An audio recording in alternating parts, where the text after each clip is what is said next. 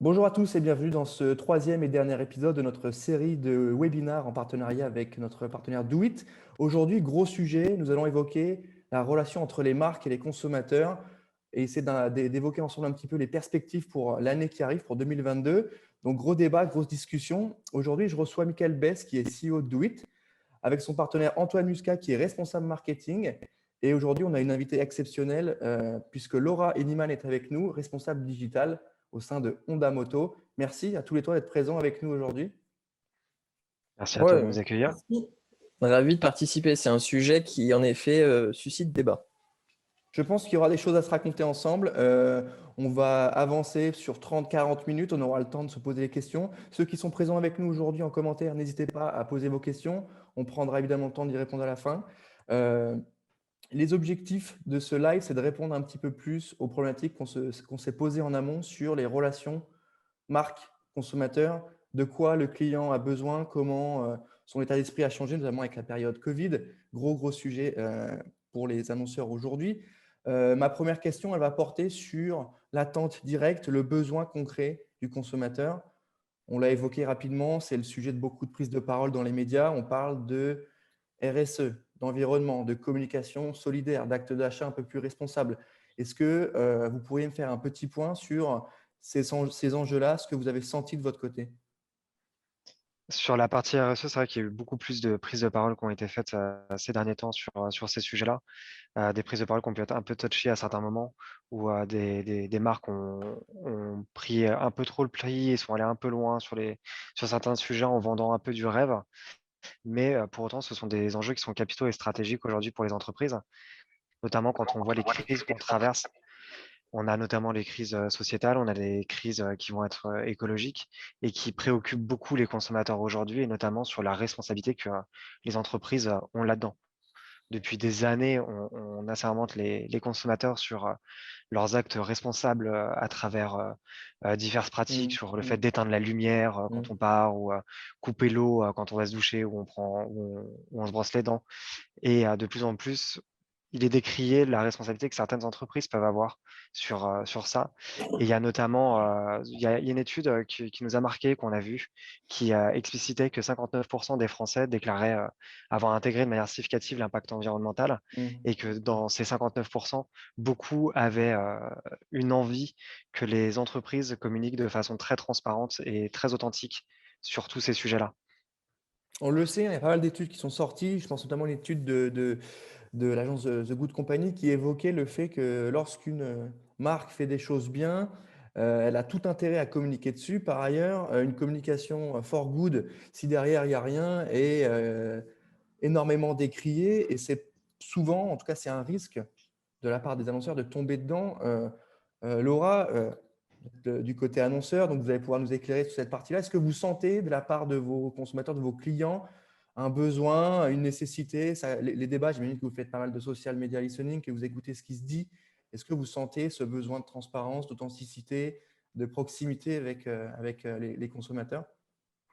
Dans la moto, c'est vrai que c'est un objet passion. Donc, de toutes les manières, nos clients ou nos futurs clients sont très orientés Hmm, sur l'expérience, hmm, sur ce que la marque peut apporter. Et il y a une grande fidélisation. C'est-à-dire que quand vous êtes Honda, vous l'êtes certainement pour longtemps. Je parle ici des motos, hein, pas forcément de la partie scooter. Donc, nous, en tant que marque, je dirais mondiale, on a le devoir de répondre à ces attentes, puisque Honda a une histoire assez importante, et donc du coup elle doit répondre toujours à un souhait de plus, d'émotion, de plus d'expérience, et aller toujours plus loin. Donc nous, on est succursale France en France, hein, on représente la marque Honda, et à travers notre gamme et à travers les nouveautés, on essaie toujours plus de valoriser finalement la technologie Honda, et en quoi le futur pilote, le futur motard prendra plaisir à piloter et à se sentir un peu plus libre euh, au guidon d'une Honda. C'est à peu près le sentiment, nous, qu'on veut délivrer. Et dans la philosophie Honda, il y a aussi beaucoup de joie. La joie est au cœur de la philosophie Honda. Et à travers nos produits, on essaye aussi de véhiculer cette valeur. Et moi, qui suis dans la moto depuis bientôt 5 ans, J'ai vraiment appris à connaître cette clientèle un peu particulière. Et c'est vrai qu'il y a cet enthousiasme toujours qui est prégnant. Et nous, on a le devoir, à travers les contenus qu'on engage et les produits qu'on propose, de répondre à ce souhait-là. Et il y a aussi des très belles campagnes qui sortent, hein, on l'a vu notamment en print, hein, des campagnes qu'on a relayées sur le site qui ont plutôt bien fonctionné chez nous. Est-ce que, vous l'avez dit, vous parlez à une communauté déjà de motards est-ce que c'est plus facile parce que c'est des gens qui sont déjà engagés, qui sont déjà proches de vous, ou justement c'est un peu plus compliqué parce qu'ils ont d'autres attentes, ils sont un peu plus exigeants, ils ont besoin de plus de choses? Oui, c'est un peu ambivalent parce que d'un côté, on a l'impression que quand on publie quelque chose sur les réseaux sociaux, une belle photo d'une Fireblade, par exemple, ça va marcher tout de suite parce qu'on a un grand pool de passionnés et ils adorent la moto. Donc, très bien. Mais à côté de ça, on va avoir des ultras. Et les ultras, ils connaissent très bien le produit, Ouais, ils connaissent très bien les anciens modèles, ils vont être critiques vis-à-vis des évolutions. Donc, il faut qu'on soit vraiment vigilant à ce qu'on dit et ce qu'on partage avec nos publics. Il y a aussi beaucoup d'attentes vis-à-vis des nouveautés. La communauté moto vit par la nouveauté. Et donc, dès qu'on fait un petit buzz comme ça, voilà, on fait des petits reveals. Et puis, tout d'un coup, bam, ça ne répond pas forcément à leurs attentes. Et parfois, on peut être sujet à la critique. Mais effectivement, autant on a un engagement qui peut être naturellement fort, autant on peut avoir la critique un peu acérée, mais nous, on les laisse s'exprimer généralement. Voilà, ils pensent ce qu'ils veulent et on ne peut pas non plus inventer des choses qu'on n'a pas en magasin. Mais en tout cas, on essaye aussi de faire intervenir des ambassadeurs, des techniciens, des concessionnaires qui peuvent être là pour répondre à des sujets particuliers. Puisqu'en fait, nous, on n'est pas des experts, entre guillemets, et c'est le concessionnaire qui va être le mieux à même, ou le pilote qui va être le mieux à même de répondre aux questions de nos clients. Merci Laura pour ce point d'éclaircissement et sur les choses que vous mettez en place justement pour accompagner vos clients et être un peu plus proche d'eux, c'est quand même les sujets qui arrivent et qui vont arriver. Euh, Michael, j'aimerais bien que tu me parles un petit peu de ton côté en tant que CEO de Do It, hein, tu as les mains dedans, hein, c'est un peu ton sujet, comment tu ressens tout ça. Il y a l'aspect marque, annonceur qui, ces dernières doivent se réinventer, prendre de la hauteur, prendre des positions, etc. Puis il y a aussi la partie consommateur et les consommateurs, on le voit, on le sait, ils préfèrent acheter d'autres types de biens, ils préfèrent avoir une consommation un peu plus locale, ils préfèrent avoir quelque chose qui fait plus sens et avoir un acte d'achat et être citoyen avec un peu plus de logique. Est-ce que tu peux nous parler de ces sujets? Comment toi, tu les as appréhendés du côté de Do It? Oui, bien sûr. Bah, clairement, prendre de la hauteur, c'est un vrai sujet. Enfin, les consommateurs attendent que les entreprises prennent position sur des questions sociales, culturelles, même l'environnement. Mais c'est vrai que pour revenir à ce que disait Laura, le partage de valeurs est un point essentiel.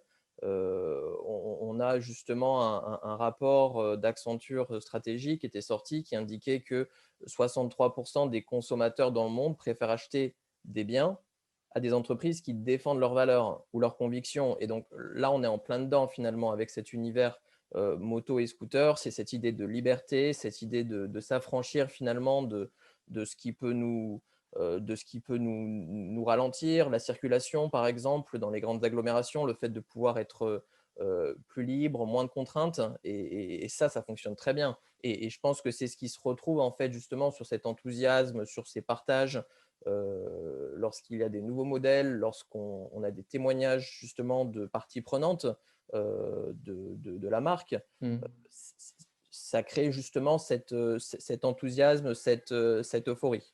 Quand on dit partage de valeur, est-ce qu'il y a un travail à faire de la part des annonceurs sur se rapprocher des consommateurs? Parce que quand on dit valeur, on pense souvent, bah, voilà, Coca, nouvelle façon de se rassembler, de boire sa canette, etc. Est-ce qu'il n'y a pas autre chose que simplement un changement de position, un changement de plateforme de marque et vraiment un travail sur, OK, de quoi les gens ont besoin? On a vu qu'avec la Covid, bah, mon produit, il était plus si indispensable que ça. Je ne dis pas qu'on a failli disparaître, mais la présence à l'esprit était un peu moindre. Est-ce qu'il y a besoin aussi de se rapprocher des besoins concrets et quotidiens des Français ou des consommateurs? Et je pense que c'est intéressant ta question parce que finalement, pendant la Covid, les marques qui ont continué à communiquer, à mon sens, ont peut-être forcé un peu trop le trait justement là-dessus.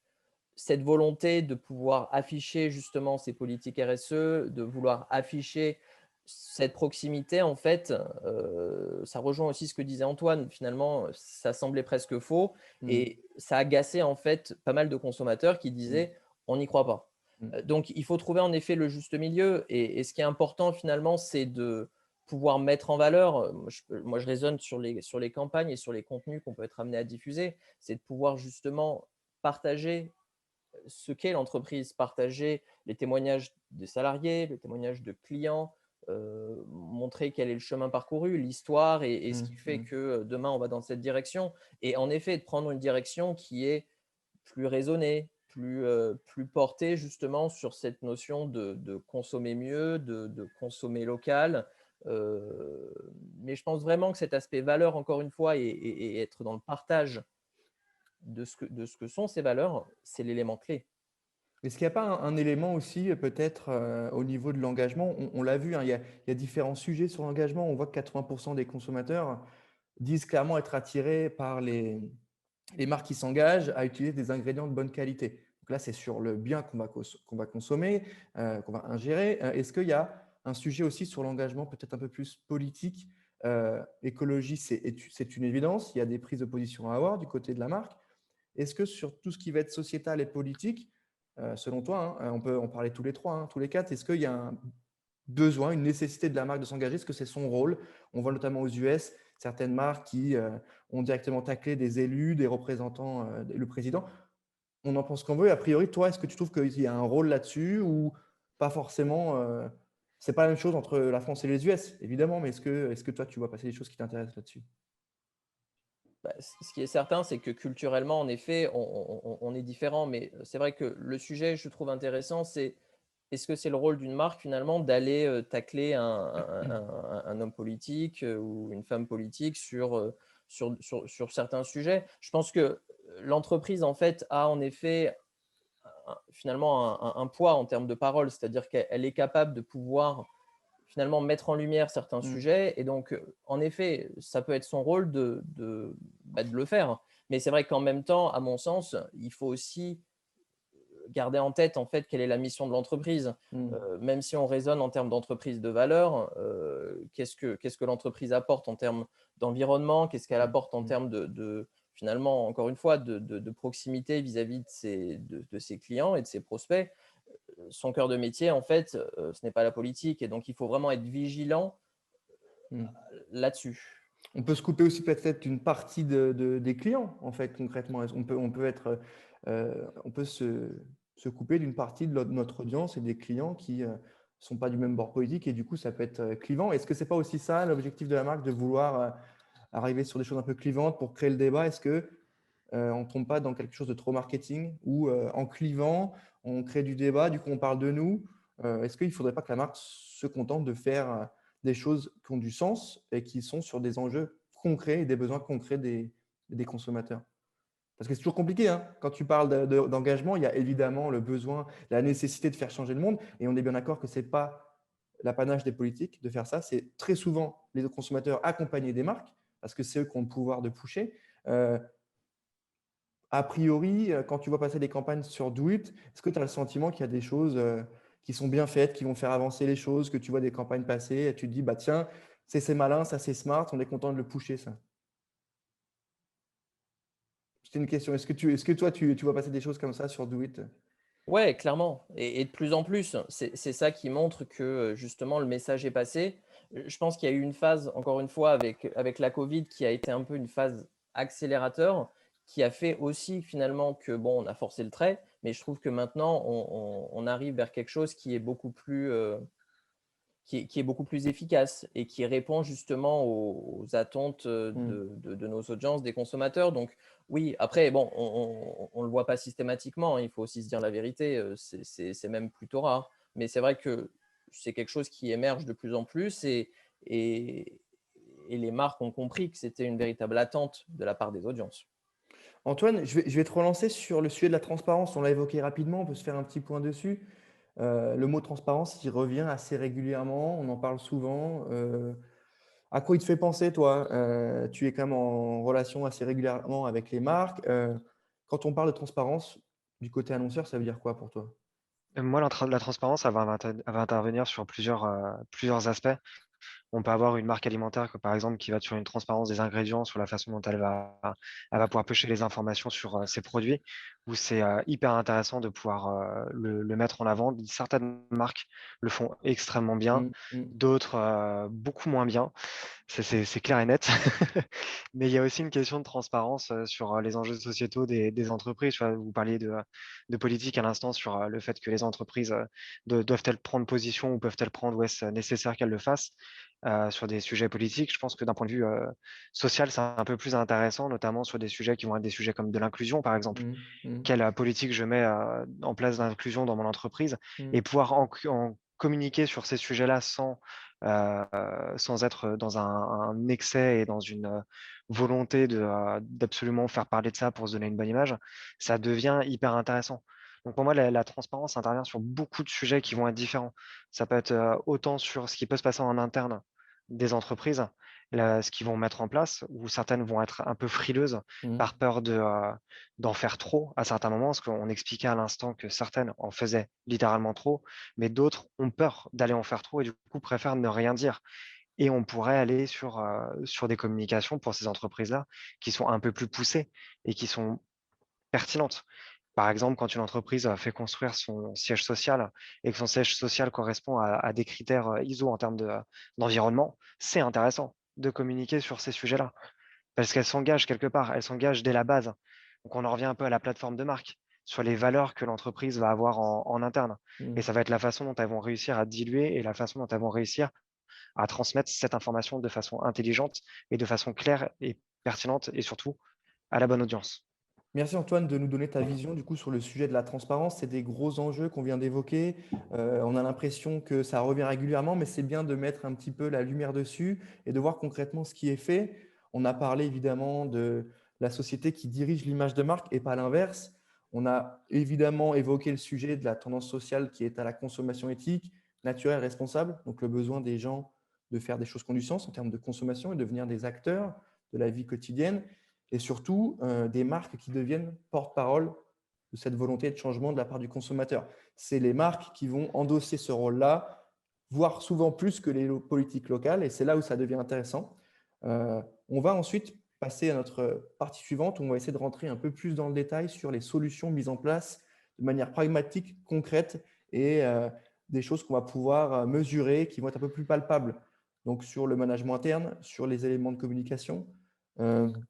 On l'a évoqué un petit peu de notre côté, Mickaël. Chez Do-It, vous avez mis en place quelque chose d'assez sympa, un concept que j'aime particulièrement bien, tu me l'as évoqué, le fait que vos salariés puissent choisir une association à soutenir chaque mois, c'est ça? Tu peux nous expliquer? Ouais, exactement. C'est tout à fait ça. C'est le fait finalement de donner la main en fait aux équipes, les impliquer sur l'image qu'a l'entreprise et Mm. leur donner la possibilité de choisir une association chaque mois qu'on peut mettre en lumière sur nos écrans, sur nos boucles, pour leur donner plus de visibilité, pour les aider sur leur campagne de dons, par exemple. Et c'est vrai que je pense que ça rejoint bien ce qu'on disait aussi un peu plus tôt avec Laura, c'est sur le souhait de vouloir mettre en avant les équipes, le fait de leur donner la parole, parce que finalement, ce sont les équipes qui sont derrière la marque et ça donne encore une fois plus de matière. C'est ça qui intéresse les audiences. D'un point de vue un peu plus macro, est-ce que vous avez des éléments à nous communiquer sur les actions, les solutions concrètes des marques? Est-ce qu'elles mettent en place des outils de mesure pour voir l'impact de leur communication? Est-ce qu'elles réduisent un peu tout ce qui va être saleté sur la production des campagnes? Est-ce qu'il y a des choses concrètes qu'on peut mettre en avant aujourd'hui? Il y a un objectif de pouvoir mesurer en fait sa consommation déjà. Ça, c'est déjà, on va dire, un premier niveau de prise de conscience de la part des marques et des acteurs de la pub, dont les régies dont nous faisons partie. C'est cet enjeu de pouvoir analyser en fait quelle est l'empreinte carbone que chaque média Mm. peut générer, afin de pouvoir ensuite, en effet, sur un deuxième niveau, tenter de compenser. Mais c'est vrai qu'on a eu l'occasion, par exemple, de croiser une entreprise qui fait ça très bien, qui s'appelle Impact Plus, Mm. qui a été incubée chez l'Union des marques en même temps que nous sur le début d'année, et qui permet justement aux régies et aux marques de pouvoir mesurer, en fonction des différents médias qui sont mis en œuvre sur une campagne, finalement, quelle est l'empreinte carbone de la campagne et la possibilité de la compenser. Mais c'est vrai que on va dire qu'il y a déjà une première phase qui est essentielle à mes yeux, c'est cette phase justement d'identification, déjà de vouloir en fait mesurer cette empreinte carbone. Est-ce qu'il n'y a pas un sujet aussi sur tout ce qui va être impression? On l'a vu notamment avec le logo des JO, sur la qualité de la couleur de l'encre, en réduisant un peu les couleurs. Est-ce que tu sens passer ce sujet-là ou est-ce qu'il est anecdotique et on retombe un peu dans du greenwashing où on dit notre logo il coûte pas cher en encre? Ou est-ce qu'il y a il y a un vrai impact là-dessus sur les couleurs du print? Bon, clairement, je pense qu'en effet, ça reste anecdotique puisque bon, on reste sur un enjeu aujourd'hui de belles campagnes, donc de campagnes qui sont vraiment très optimisées sur des sujets d'affichage. Bon, en digital, c'est encore différent, mais c'est vrai que on n'y est pas encore. Par contre, ce que je vois de plus en plus et ce qui est appréciable, c'est le recyclage des campagnes. Je sais que vous en aviez parlé, notamment vis-à-vis de la campagne de Back Ouais. Market. J'ai vu dernièrement que sur une exposition au château de Versailles, les tentures avaient été recyclées pour pouvoir faire des têtes d'oreiller, des coussins, des baskets avec la marque Lissier, qui est une marque française aussi, qui est top. Enfin bon, c'est vrai que ce phénomène finalement d'upcycling, on le retrouve de plus en plus. Et ça, c'est beaucoup plus réel que justement ce que tu évoquais vis-à-vis des JO et de réduire la qualité de l'encre. Non, on reste sur quand même des enjeux clairement de marque qui a sa charte et qui veut que cela transpire de la meilleure façon possible. Donc, gros sujet évidemment de transition écologique, de RSE, de respect de l'environnement et de mise en place d'une publicité éthique un peu plus responsable au niveau de la planète. Deuxième gros élément intéressant, c'est les approches sur l'humain, sur le besoin de créer un sentiment d'appartenance, sur le besoin de respecter les collaborateurs, les consommateurs. Est-ce qu'on peut faire un petit point sur l'aspect humain et tout ce que ça induit, Antoine, responsable marketing, c'était sujet aussi de traiter ces éléments-là. L'humain, à quoi ça te fait penser quand on parle de publicité? Est-ce que tu as des éléments à nous donner là-dessus? Oui, oui, complètement. Ouais. Sur la partie, ramener de l'humain au Mm. centre de la communication pour les entreprises, c'est une chose qui est souvent usée et qui est parfois très bien usée. On peut parler de personal branding, par exemple. Oui. On va remettre non pas l'entreprise en avant, mais on va mettre plutôt son dirigeant ou des acteurs qui sont importants dans l'entreprise à travers le partage de leurs propres valeurs. Évidemment, c'est souvent accompagné d'un plan de communication classique faite par les équipes en interne, mais qui partent toujours de ce que la personne et de ce qu'elle vit et de ce qu'elle veut transmettre. Et du coup, à partir de là, on peut réussir à faire un pont entre l'humain, ses engagements, sa personne, sa personnalité Mm. et l'entreprise dans laquelle il travaille. Et du coup, faire rayonner aussi l'entreprise du prisme d'une personne, donc de le faire un peu différemment. Il y Il a faut arriver. notamment, Pardon, euh, vas-y. pas de souci, t'inquiète. Il y a notamment 60% des consommateurs français qui jugent les marques qui communiquent activement autour de leur campagne, de leurs engagements, Mm. excuse-moi, plus attractives. C'est une valeur qui est hyper importante Mm. et qui est nécessaire. Cette approche sur l'humain, on a le sentiment qu'elle est arrivée un peu par nécessité parce que, notamment avec la partie Covid, etc., on se voyait plus, on se côtoyait plus. Est-ce qu'il y avait ce besoin de se retrouver, de se sentir, de se toucher? Est-ce que tu sens que le retour de l'humain, est un effet post-Covid sur des campagnes ou pas? Je suis pas certain que ce soit exactement ça. Je pense qu'on a déjà il y a déjà une vision qui est centrée consommateur depuis quelques années de la part des entreprises, qu'elles travaillent dessus, et que finalement on est juste sur une extension de ça. On va pouvoir être sur je vais dire à la française, mais sur du centré humain ou sur du centré valeur, tu vois, par exemple. Mais pour moi, c'est juste une extension de ce qui avait commencé à être fait par les entreprises. Et au final, tu ne fais que du test and learn sur ces sujets-là Mm. en tant que boîte. Tu essayes d'ajuster ta communication au fur et à mesure aussi par rapport au retour que tu reçois. Et donc, c'est hyper important d'être à ce moment-là ouvert à la discussion et à l'écoute des clients. Donc, forcément, tu as une approche qui est déjà plus humaine. Et d'autant plus que un consommateur, les consommateurs aujourd'hui ont la parole plus facile et plus libérée et plus entendable rapidement auprès des entreprises, notamment avec les réseaux sociaux qui permettent ces prises de parole-là et qui permettent aux entreprises de mieux comprendre les attentes qu'il peut y avoir. Laura, côté annonceur, du coup, côté Honda, est-ce que vous avez le sentiment que la marque capitalise sur ce fameux lien humain à travers ses campagnes ou pas? Alors oui, à travers ces campagnes, mais une marque comme Honda pour la partie moto notamment, on vit par l'événement. C'est-à-dire que nous, notre agenda à l'année est rythmé par des sorties de nouveaux véhicules. Le client est obligé d'aller en concession pour soit faire l'entretien de son véhicule, soit voir le véhicule en vrai, l'essayer. Ça, c'est une étape primordiale. On n'achète pas une moto comme ça. Et en plus de ça, souvent, ce qu'on a remarqué, nous, c'est que entre communiquer sur le digital, sur une moto et la voir en vrai, il y a tout un gap, en fait. Une moto peut être assez jolie sur le papier, et puis au final, on se rend compte qu'elle a certains défauts qui ne nous plaisent pas. Donc, toute cette émotion, finalement, nous, on essaie que le digital soit un vecteur pour amener sur le terrain. Parce que nous, nos distributeurs, c'est nos concessionnaires et c'est vraiment, on les choix là-dessus, c'est très important. Et quand vous rentrez dans une concession de moto, on est encore dans un univers très convivial, si vous voulez. Le dialogue entre le concessionnaire et son client est primordial dans l'acte d'achat ou le renouvellement. Et puis, à côté de ces événements qui sont liés plus aux produits, nous, on a toute une culture de l'événement par la compétition, par participer à des événements moto dans différents secteurs, le custom, la compétition, le off-road. Et tous ces moments-là, en fait, il y a plusieurs événements dans l'année. Soit on est à l'initiative, soit on participe à des événements récurrents. Et c'est vraiment très important pour nous. Et nous, la Covid, ça a été 2 ans de désert total. Et même chez Honda France, on l'a vraiment senti en tant que collaborateur, où on n'avait plus ces moments de réunion.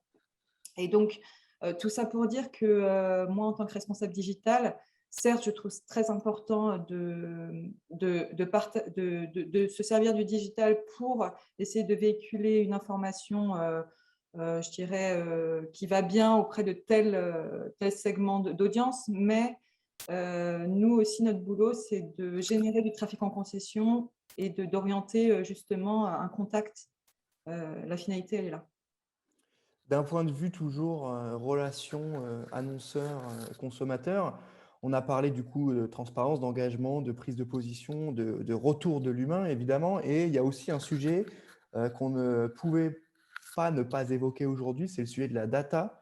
D'un côté pour les consommateurs parce qu'ils vont avoir une publicité un peu plus ciblée, un peu plus précise, un peu plus en adéquation avec leurs attentes et leurs comportements. Et du côté des annonceurs, plus de data, plus de précision, plus d'efficacité dans le ciblage.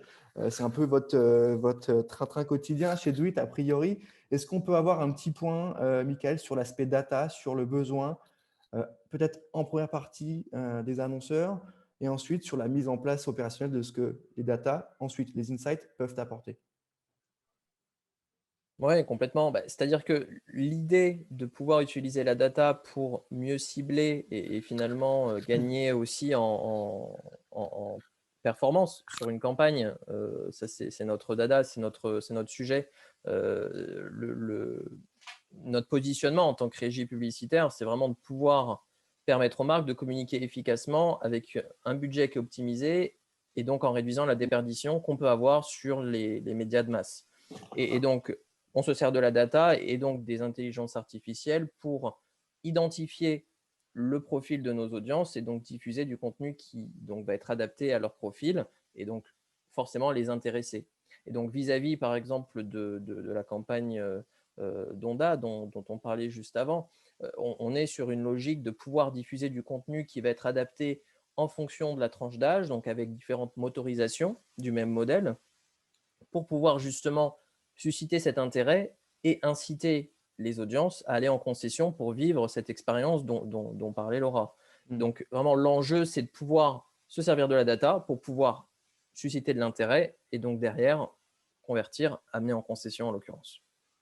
Laura, sur la collaboration que vous avez avec Doit, qu'est-ce qui vous a amené à monter cette OP-là? On le rappelle, hein, Doit, mix entre régie et médias, avec notamment votre solution Digicab, qu'on a présentée, qu'on peut représenter, qui est maintenant, je crois, plutôt connue. Qu'est-ce qui a motivé la collaboration? Quels ont été les retours? Est-ce qu'on peut avoir peut-être un point, justement, un point data sur la collab Doit Honda Moto?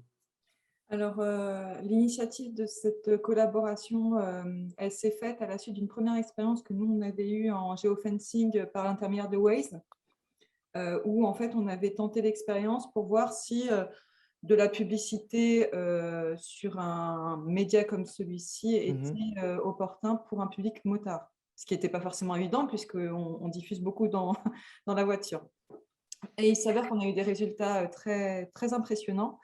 Et du coup, quand Michael m'a contacté, j'ai fait pourquoi pas? Parce qu'en gros, ce qu'on remarque aussi, c'est que les temps de rétention d'audience sont très, très limités sur les réseaux sociaux, sur de la bannière, sur des choses beaucoup plus traditionnelles.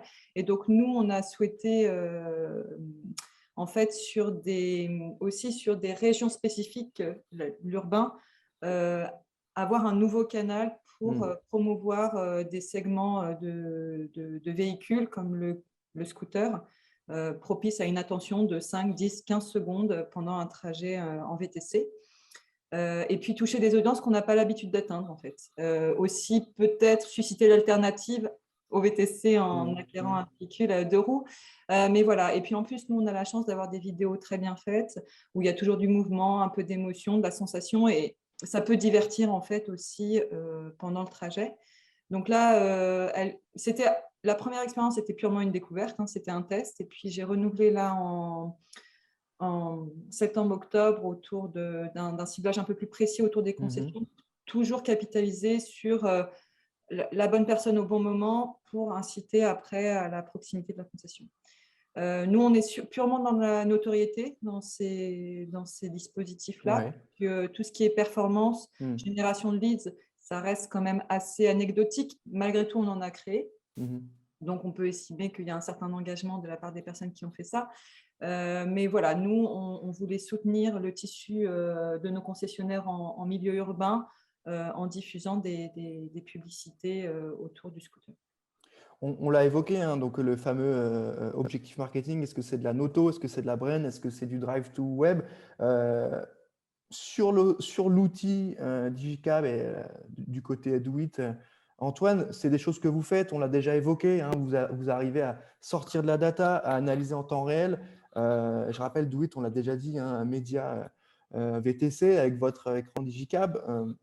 Est-ce que tu peux nous faire peut-être un petit point sur l'aspect data? Pourquoi vous avez mis un point d'orgue à utiliser, à exploiter la data? Pourquoi c'est votre fer de lance aujourd'hui? Et pourquoi du coup votre média peut faire la différence versus du print ou versus de la télé ou versus du social? Parce qu'aujourd'hui, c'est d'autant plus vrai que les entreprises fonctionnent avec de l'analyse constante pour mesurer le ROI ou le ROS de leurs actions. Et c'est un fer de lance pour n'importe quelle personne en marketing ou en communication. On doit pouvoir analyser les retombées des actions qu'on a eues et on doit pouvoir mesurer l'impact que ça a eu sur les audiences, au-delà de juste la génération d'argent qu'on a pu en retirer in fine. Donc, il était primordial pour nous de pouvoir optimiser au maximum le média du coup Digicab autour de ça et de pouvoir fournir des datas qui sont intéressantes et pertinentes auprès des annonceurs. D'autant plus que la conduite data qu'on propose est une conduite qui peut être faite avant la campagne avec des résultats probants en fin de campagne. Quand on peut choisir d'emblée le genre, la tranche d'âge qu'on veut souhaiter, la zone géographique, on a plusieurs options qui sont possibles et qui sont pluggables avec les campagnes. On arrive à pouvoir fournir une multidiffusion à l'annonceur qui va pouvoir transmettre, du coup, comme disait Laura, le bon message à la bonne personne et surtout au bon moment, surtout avec la géolocalisation. Le bon moment est hyper important. Donc nous, en finalité, on va fournir toutes ces retombées pour expliquer quelle tranche d'âge, quel genre et tranche d'âge ont été les plus attentives et les plus intéressées par, la diffusion qui a été faite. Et pourquoi pas trouver des bonnes surprises pour, certaines entreprises qui auraient des doutes sur les audiences, qu'ils veulent toucher ou complètement consolider, le le travail qui avait été fait Mmh. en amont par l'entreprise pour définir quelle est la bonne cible pour ce message-là. On voit un Honda Moto, là vous avez une OP qui est en train de sortir, en tout cas qui a été mise en place avec Burger King, donc des belles marques nationaux qu'on connaît. On a parlé évidemment dans le besoin des consommateurs du local, de se rapprocher du local, d'avoir de la proximité avec les marques locales. C'était un vrai besoin, on l'a vu. Est-ce que vous avez, vous, des sujets avec des collaborations sur le local avec GCAB? Est-ce qu'il y a des choses très précises, très ciblées sur du local ou pas forcément? Oui, en fait, on a les 2 typologies, des enjeux nationaux et des enjeux très locaux, comme là, c'est le cas pour Honda, avec finalement une liste de concessions, Mmh, mmh, un mapping de mmh. concessions sur l'ensemble du territoire sur lequel l'enjeu, c'est de communiquer à proximité pour pouvoir justement amener des usagers, à envisager une alternative de mobilité et à découvrir justement la gamme Honda. Mais c'est vrai que Digicab, en fait, l'idée, c'est d'être le meilleur des 2 mondes. L'affichage, en fait, ce qui est très intéressant, c'est que c'est quelque chose qui est très physique, concret, sur lequel on peut avoir une expérience par rapport au digital, mais c'est vrai que c'est assez pauvre en fait en data. Et l'avantage du digital, par opposition, c'est que, encore une fois, c'est virtuel, mais on a énormément de data puisqu'on est capable, par différents biais, par les cookies, par différents moyens d'identifier en fait quel est le profil de l'internaute en l'occurrence, euh, quel type de visite il va faire, l'amener sur un site, sur une logique Drive to Web. Donc, c'est vrai que Digicab, en fait, se positionne entre les deux en récupérant ces data, en fait, cet aspect data, en faisant cette analyse en temps réel, en identifiant quelle est la géolocalisation de la personne à un moment donné quand elle est dans son taxi, dans son Mmh. VTC, Mmh. mais ce côté aussi très expérientiel, de dire je suis face à un écran, je suis dans un habitacle, donc dans un environnement clos où je suis peu sollicité et donc finalement disponible pour découvrir, pour vivre cette expérience. Michael, sur l'aspect data, on le sait, hein, il faut en récupérer, il faut l'avoir. Il y a aussi un gros sujet sur le traitement, hein, on est d'accord là-dessus. Il y a quand même un sujet sur l'analyse. 83% des annonceurs pensent qu'ils pourraient mieux exploiter les données qu'ils recueillent. Est-ce que vous avez un pan, vous, de vos travaux sur l'analyse, le décryptage et la sortie d'insight de ces data pour justement aider vos clients?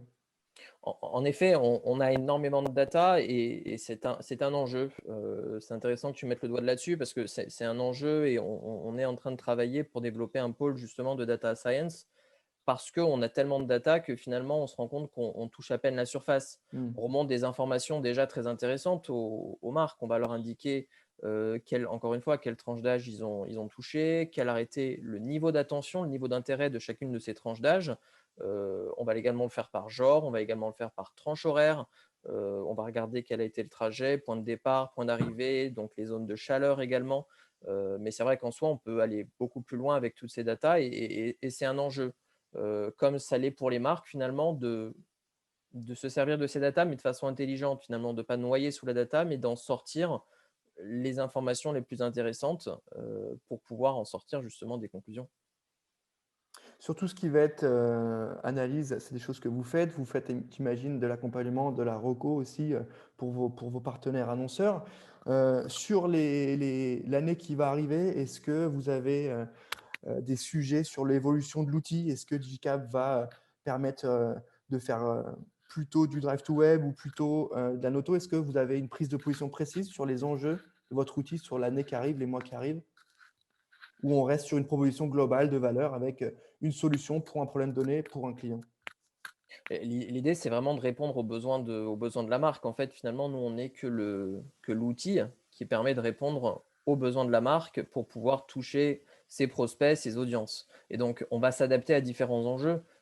Ça peut être des enjeux drive to web, comme tu le dis, avec des logiques de QR code, de code promo. On l'avait fait, par exemple, avec Franprix de façon très efficace pour permettre aux consommateurs qui, pendant le couvre-feu, n'avaient pas eu le temps de faire leurs courses, de pouvoir les faire sur l'application avec une réduction sur le premier achat, ce qui suscite, ce qui motive justement un bon taux de conversion. Mais on peut être sur des logiques de drive to store, drive to cinéma ou de pure notoriété, même si c'est contextualisé. Je réfléchis par exemple au fait qu'on permette à la SNCF de mettre en avant certaines lignes TGV dans certaines régions ou auprès des frequent flyers au départ des aéroports. C'est des logiques de notoriété, mais avec de la performance derrière tout de même. Sur la partie partie annonceur, Laura, je reviens vers vous. Est-ce que sur l'année qui arrive, pareil, vous avez déjà en place en tête une stratégie pour entretenir le lien avec vos clients? Est-ce qu'on va continuer à collaborer avec Digicab? J'espère que oui. Est-ce qu'il y a déjà des choses mises en place pour 2022? Alors, nous, on suit des fils rouges, hein, puisqu'en fait, chaque année, on teste 2-3 trucs nouveaux pour voir ce que ça donne. Digicap, c'est la nouveauté de cette année 2021. Donc, moi, j'attends de voir quand même concrètement le géofencing, ce que ça a donné fin octobre, mais je suis satisfaite de ce qui a été fait lors des tests. Et puis, c'est vrai qu'on parlait de la partie data et reporting. Et c'est très intéressant de voir les insights qu'on peut avoir à l'issue d'une campagne, en fait. C'est aussi complémentaire à ce qu'on a d'habitude sur des campagnes web plus traditionnelles. Donc oui, pourquoi pas. Après, il faudra qu'on voit. Nous, de toute façon, l'aspect drive to concession, il est primordial, surtout après les 2 années qu'on a vécues. Et donc, voir en quoi le géofencing peut nous aider à cibler un message. Et puis, vous savez, dans le marché de la moto, on est beaucoup sur des nouveautés qui arrivent beaucoup au fur et à mesure de l'année. Donc, on a toujours des prises de parole à assurer. Donc, l'enjeu est fort. Nous, quand je vous parlais de fil rouge, et en termes d'expérience, on va réitérer tous nos événements et aussi inviter le client ou le prospect à venir en concession. Ça, c'est vraiment l'enjeu et je pense que c'est l'enjeu de beaucoup de constructeurs aujourd'hui où l'information, elle se fait en ligne. On a des gens de plus en plus informés qui viennent en concession et puis après, ils peuvent acheter en 2 minutes comme ils peuvent beaucoup challenger le concessionnaire. Donc là, l'idée, c'est vraiment de provoquer cette rencontre et peut-être passer outre certains a priori. Merci Laura pour votre retour, ça nous éclaire pas mal. On arrive à la fin de ce webinaire. Mickaël, on a évoqué les gros sujets de la relation marque-consommateur aujourd'hui. On peut parler d'humain, oui, transparence, oui, évidemment, proximité, responsabilité des marques. C'était logique, il fallait qu'on l'évoque. Le mot de la fin, si tu souhaites terminer avec nous ce webinaire, Mickaël, je te laisse la main. Oui, le mot de la fin, c'est finalement post-Covid, recherche pour les marques de performance, recherche pour les audiences de sens, et donc de trouver finalement l'approche campagne qui permet de pouvoir le réaliser. Et je pense que justement, l'hyper-ciblage, l'hyper-contextualisation, c'est la solution pour pouvoir répondre à ces enjeux. Hyper ciblage, hyper contextualisation, on l'a noté. Fin aujourd'hui de notre série de webinaires avec notre partenaire Douit. Merci Mickaël, merci Laura, merci Antoine, merci à tous les trois d'avoir pris le temps de répondre à mes questions, d'avoir pris le temps de se poser un petit peu sur cette grosse problématique de la relation marque-consommateur pour 2022. Merci également à tous de nous avoir écoutés, merci à tous d'avoir posé vos questions. On se retrouve prochainement. Merci à tous, à très bientôt.